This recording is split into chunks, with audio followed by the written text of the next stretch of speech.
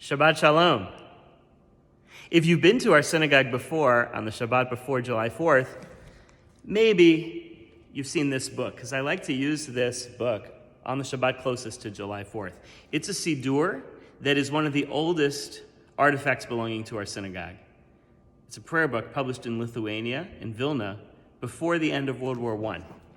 Now, if you ever see an old prayer book, one of the more interesting parts of it is likely to be the prayer for the government that you can find at the end of the Torah service. So I'd like to read just a little bit from the end of from the prayer for the government as found in this prayer book. Hanoten shu'alim lachim umemshala linesichim. May the one who grants power to kings and dominion to princes, malchuto malchut kol olamim, whose kingdom extends for all of eternity. Hu yivarech v'yishbor v'yitzor v'yiromem v'yigadel v'yinaseh lamala. May he bless, safeguard, preserve, help, exalt, make great, extol, and raise high. Et Adonenu HaKesar Nikolai Alexandrovich, Vedishto HaKesarit HaKvuda Alexandra Feodorovna, Vebenam Yeresha Etzer Alexei Nikolovich, I don't know if I need to translate all this, the family of the Tsar of Russia. Vedkol Beit Malkenu Haram Yerum Hodam, Melech Machem Lachim Berachamav Yichayehu. May the King of Kings, in his mercy, keep him in life. Mikot tzarav and nezek yatzilehu. May he save him from all harm.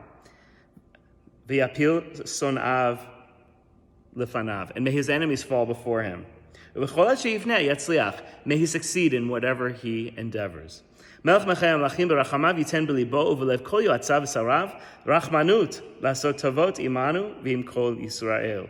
May the King of Kings grant in his heart and the hearts of all of his advisors compassion so that he will do favors for us and for all of the people of Israel.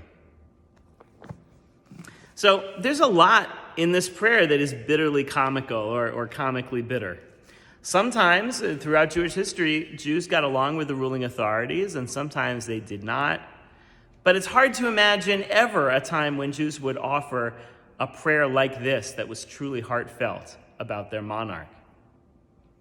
Over the course of Jewish history, Jews did tend to fare better in communities that had a centralized government and a strong king because there was less likely to be mob violence against the Jewish community in those places. But sometimes the relationship between the Jews and their ruling authorities was absolutely terrible.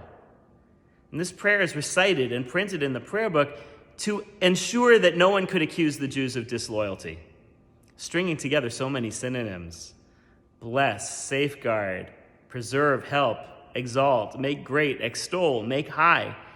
Makes it sound like the community is trying to make a point, not actually to offer a heartfelt prayer. It's hard to imagine that Jewish communities that have been terrorized by the czars would have prayed without irony about their current czar. May his enemies fall before him. I mean, who do you think their enemies were? But no matter how cruelly they were mistreated, the Jewish community still needed to create at least an illusion of respect for the authorities. Even in the best of times, because they knew that their welfare depended not on legally protected rights, but on personal relationships between the monarch and Jewish leaders. If they would fare well, it was only because the monarch had taken a personal interest in their welfare. That's the reason why I think the saddest line in this prayer is the one that says, Ya'aseh imanu tovot. May the monarch have compassion in his heart so that he will deal with us kindly or do us favors. Because if you don't have legal protections, you're dependent upon favors. You're dependent upon the leaders making decisions about you, not because of what you deserve, but because of how fondly they feel about you. And that's very dangerous. Think about the Purim story, for example, in which the Jews are in genuine danger, and fortunately, there's a Jew, Queen Esther, who the king likes, and is in the king's household, and can convey to the king that they're unfairly in danger. But clearly, King Ahasuerus comes to the rescue not because it's the right thing to do, but because he has a relationship with Queen Esther. And this makes Queen Esther terrified of doing anything to disturb that relationship, and that is quite dysfunctional. Reading this prayer from this old prayer book at this time of year makes me So grateful, and reminds me to be grateful, to live in a place where my rights and life and freedom are not dependent upon personal relationships, but rather are legally protected.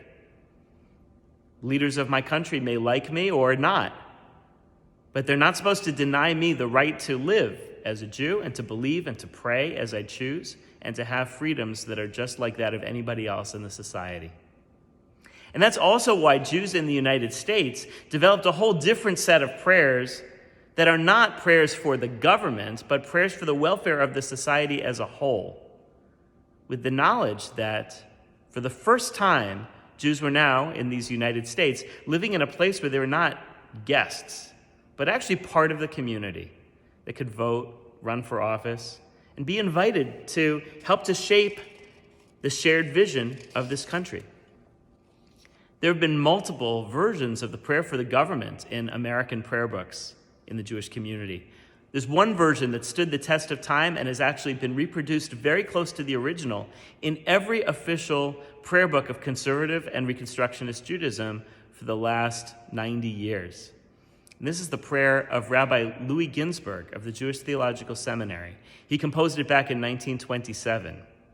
And his prayer reflects a growing realization that the United States is a different kind of diaspora for the Jewish community. The leaders of the United States, obviously, were not the kind of leaders about whom you should say a prayer like the one in this old prayer book. Rather, Jews are invited to be full partners in the society and to come to the table to help to make decisions, to shape its policy and culture and values. In the United States, Jews don't need to merely pray that the leaders will show fairness and compassion to the Jewish community.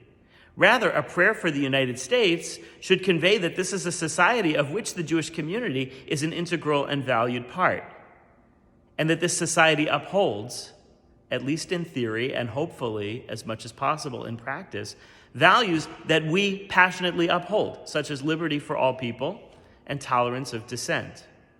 And the overwhelming agenda of Rabbi Ginsburg's prayer is to show that the United States is made up of diverse ethnicities and religions, and to pray that these different races and creeds will get along and establish a society based on tolerance and freedom.